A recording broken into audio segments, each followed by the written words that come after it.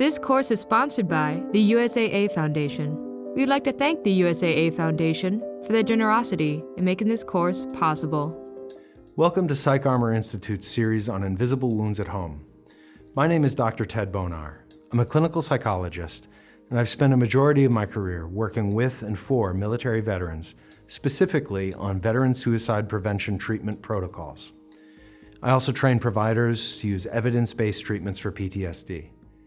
I speak to you today as a civilian mental health care provider with deep appreciation and commitment for caring for military service members, veterans, and their families. This short course will discuss one of the invisible wounds of military service, Posttraumatic Stress Disorder, or PTSD. We know that PTSD occurs when someone experiences trauma, and when the natural recovery from that trauma gets stuck. Along the way, symptoms cause struggle and impairment in life, and can certainly affect a person's loved ones as well. This course is for the families of those who have served in uniform.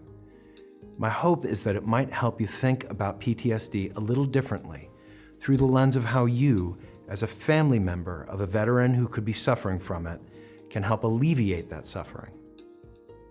Here are a few ideas for family members of military personnel and veterans who have lived through a trauma and might be experiencing symptoms that affect their lives and yours as well. It might be PTS. The veteran in your life may have been diagnosed with PTSD by a healthcare provider. This is the official medical and mental health diagnosis, which is needed for medical records, billing for insurance companies, disability claims, and treatment protocols. However, it's important to understand that it's also possible your loved one could be suffering from PTS, which is short for post-traumatic stress. This is basically a new way of talking about the same symptoms some people develop after trauma. But with PTS, these symptoms are on a continuum with the official mental health diagnosis. The military services started using this term in an attempt to help take away some of the stigma associated with seeking mental health care after combat trauma, and it has gained some popularity throughout the country.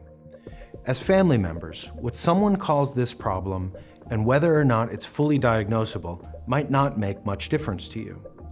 The symptoms are still there, and they still cause your loved one to struggle. But understanding that there is actually a large scale on which people can experience difficulty after trauma, and knowing the ways to talk about the symptoms, this can help you meet the veteran in your life, wherever he or she is at this moment. This can make a big difference in whether or not a veteran and his or her family finds the help they need. It's hard to talk about trauma. For many veterans, regardless of what they've been through, they feel hesitant to discuss it with family members. This can happen for several reasons. They might worry about exposing you, or might be trying to protect you. They might not remember the event, or have distorted memories and simply be unsure of what to say. Sometimes people remember, but feel self-blame, guilt, and sadness that is really difficult for some people to put into words without treatment. For some family members, it's helpful to leave the door open for the veteran you care about to say something like, "I have no idea what it was like for you, but I'm willing to listen when you're ready to tell me." Be patient, suspend judgment, and don't force it. It might take some time, or he or she might decide to talk to someone else about it for a number of different reasons. There's no perfect way to do this. Recovering from trauma is sometimes harder to understand once the veteran is home. So the key is to know how hard it is and to encourage the veteran you love to talk to someone. Consider connecting with treatment and doing these things with patience, persistence, and great love and care. Having PTS is not a choice. It's very difficult to understand someone else's journey through trauma. Many people suffer for a number of years before finally seeking help for symptoms that have really affected their lives, even in harmful ways. Sometimes, even years after an event, it's hard to comprehend why a loved one still struggles with sleep, nightmares, irritability, and connection, and why he or she still won't go shopping, out to dinner with you, or even go to sleep without checking the perimeter of the house for danger. Every person's experience with the processing of traumatic memories and growth through that processing is different. Everyone must make the decision to seek treatment on his or her own terms. No one would choose the suffering and symptoms that PTS or PTSD bring. The veteran you love is not choosing this dysfunction. Making the decision to treat symptoms is very difficult. Despite how frustrated you feel, try to look at the veteran in your life with understanding and non-judgment. It's not the veteran's fault, and it's not your fault. Living with the symptoms of PTS or PTSD, talking about the experience, and making the very personal decision to seek treatment are different for every person. No two veterans will follow the same path. As family members, it can be tempting to blame your loved one for refusing to admit a problem, their resistance to get help, or what feels like a conscious decision to isolate from you. Understand that regardless of the circumstance of the trauma, the symptoms are not the fault of the veteran. It can also be easy to blame yourself, wondering if you might be able to do something different to make things better in your house or within your relationship. So go easy. PTSD is complicated, and the toll on the family is also complicated. It's okay if you don't always know what to do. Your loved one's suffering is not your fault, and it can be treated. There's always hope. Sometimes space is good. As a family member, you know that there are certain memories, people, places, images, and other things that might be triggering for the veteran you care about. This is part of the aftermath of trauma for some people. As family members, there are specific ways you can help your loved one.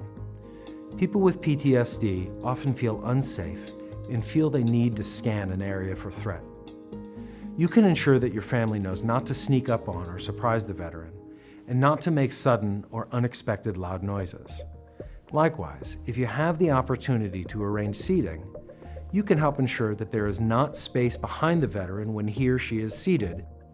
Allowing him or her to have space to him or herself for sleeping is often a good idea if sleep is disturbed by nightmares and the veteran requests a solitary bed so waking from the bad dreams doesn't have to include or upset you.